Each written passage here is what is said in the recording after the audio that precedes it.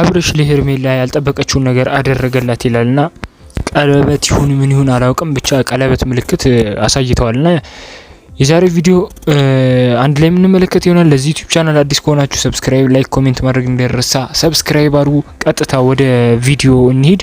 አብርሽ ዛሬ ምን ተፈጠረ መሰላችሁ? ለሶስት የሄርሜላ እህቶችና የአብርሽ ጓደኛ ሊመክሩት መጥተዋል እና ሄርሜላ አላምን ብላለችና ሄርሜላን ሊያሳምኗት ነው። ብቻ የሚመክሯትን አንድ ላይ እንስማና አስተያየታችንን እንሰጥበታለን። እርግጠኛ ያልሆነበት ነገር ላይ ባንዴ እንደዚህ ደምደማሽ ምናምን እንደዚህ አኩፈሽ ምናምን መሆን የለበትም። እርግጠኛ ልትሆኚ የምትችይው ተመርምራ ትመጣለች፣ ቼክ ታደርጊያለሽ፣ በቃ የዛኔ ታረጋግጫለሽ። እውነቱን ነው ወንድማችን። ይኸውልሽ አሁን ምንድነው ያለሽ መሰለሽ? ሩታ ተመርምራ ትመጣለች፣ ከዛ በኋላ ቼክ ተደርጋ ወረቀቱ ካወቅሽ በኋላ ውሳኔ ትወስጃለሽ እንጂ ዘለሽ እንትን ማለት አያስፈልግም። አሁን ቤተሰቦች ምን መሰላችሁ? ብዙ ትዳሮችን የሚበላሸውና የሚበጠበጠው እምነት አለመኖር ነው እና በገንዘብ ነው። አሁን አብርሽ እና እሷ ገንዘብ አላቸው አይደል? አሁን ሁለት ምንድነው እምነት አለመተማመን ነው።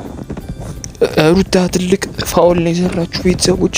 ሩታ በጣም ነው ሁለቱን ለማጣላት ያላቀደችው ነገር የለምና በጣም ነው በቃ አብርሽ ወይ ከሩታ ጎን አልሆነ ወይ ከሄርሜላ ጎን አልሆነ ግራ አጋባን እኮ እና ዲኤንኤው ሲመጣ ወረቀቱ ሲመጣ ይሻላል፣ ልጁ የማን እንደሆነ ሲመጣ ይሻላል መወሰን እንጂ አሁን ዝም ብለሽ ወስነሽ ከአብርሽ ጎን መራቁ ትክክል አይደለም እያለ እስከዛ ድረስ ይሄን ነገር ውሸት እንደሆነ ውስጥሽ አምኖ መቀበል አለበት። ረዳሽና ይሄን ደረጃ መሄድ የለብሽም።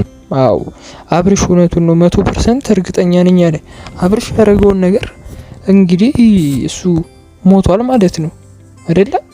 እኔ በቆመም ያለ አይመስለኝም እንደዚህ እስከሚደረግ እንደዚህ እስከሚፈጽሙ ድረስ እንዲህ ካላወቀ በቃ በድን ነው ማለት ነው። ስለዚህ ሩታ ልጁን ቤተሰቦች ሩታ ልጁ ያንተ ነው ብላለችና ልትጣላ ሁለተኛ ልጅ ልትታቀፍ ነው ብላለችና እኔ በበኩሌ ልጁ የአብርሽ አይመስለኝም። እናንተ የማን ልጅ ይመስላችኋል?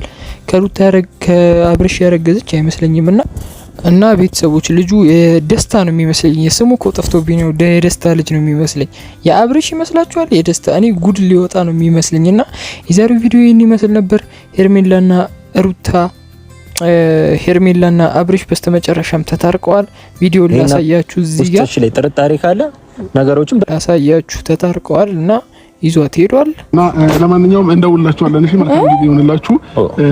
ይዘልት ነው አያችሁ፣ ደስተኛ ነው አስታርቀዋቸዋል። በስተመጨረሻም ታርቀዋል ብዬ ነው ማስበው እና በቀጣይ ቪዲዮ እስከምንገናኝ ሰላማችሁ ብዝት ይበልልኝ። የጨረቃ ፋሚሊዎች ወዳችኋለሁ፣ አከብራችኋለሁ። ቻው